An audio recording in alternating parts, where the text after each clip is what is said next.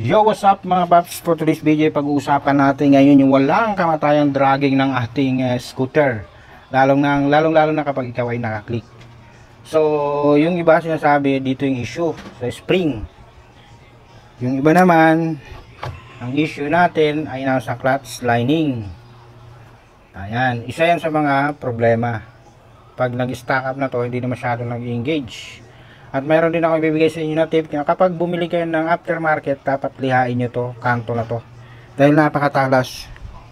Ito yung dahilan na nagkukos sa ating clutch bell na may kanto. Gaya nito, may kanto. So 2 years ko na kasing gamit tong na to, clutch lining, buo pa rin. Ang tatak pala nito ay GVT. So matibay siya at makunat. Yun nga lang ang problema, dahil sa sobrang tibay niya, kinain niya yung bakal ko. Yun. Yan. At saka isa sa mga pinaka number 1 talaga cause ng ating dragging, itong rubber link ng ating motor. Doon ko rin na-discover nung pinalitan ko tong motor ko, dahil 2 years ko rin tong ginagamit, siguro 2 years or more than, dahil yun nararamdaman ko sa malakas na arangkada na halos mayanig yung aking tapaludo sa likod, yung lagay ng ating plaka. So yun lang pala yun, yung kasama yung bakal na nagkukunik doon sa ating engine support papunta dun sa chassis ng ating motor. So pag wala yung rubber link na yon, yan yung umaangat yung ating likuran. Magkahiwalay kasi yan eh. Pag binunot mo tong matatanggal yung likuran mo niyan, yung gulong kasama ng panggilid. Pag binaklas mo yan, nakakonect lang kasi dun sa chassis yan, may dalawang ihi lang yun.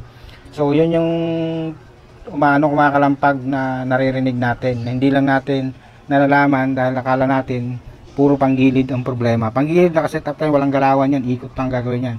So pag nag-rev kayo, gumaganon yan. Dahil bakal sa bakal na kaya maingay. Yan nasabi lang din ito sa akin ng isang mekaniko nung pinapalitan ko ng aking rubber link. So yun naman effective naman talaga dahil nawala na yung dragging ng aking motor at pati nginig ng manubela ko kapag nag-rev ako ng 0 to 10 km kph. So yun, isa lang sa mga karagdagan nito yung yung hindi na to umaangat dahil matigas na, stack up na. Isa lang yon. Pero ang number 1 causes talaga ng ating dragging is yung ating rubber link. So try nyo yun, pag na-try nyo yun, pakiramdaman nyo kung anong diferensya. Doon ko lang din nalaman, late ko na nalaman, tagal kong nang iniinda yung dragging na yon, vibration ng motor sa manubela pag nasa stoplight, na halos mangangalay ka na pag nakahawak ka sa manubela dahil sa dragging issue na yon. So ayun lang mga paps, na nakatulong yung video na to. Pag na-try nyo na o na-experience nyo na, pa-comment na lang sa video na to para mapag-usapan natin kung tama ang aking sinasabi. Based on my experience lang yung aking binablog ngayon, kaya sinishare ko rin sa inyo. So sa mga naka-Honda Click, check nyo na yung rubber link nyo, baka wala na yun doon. Bye!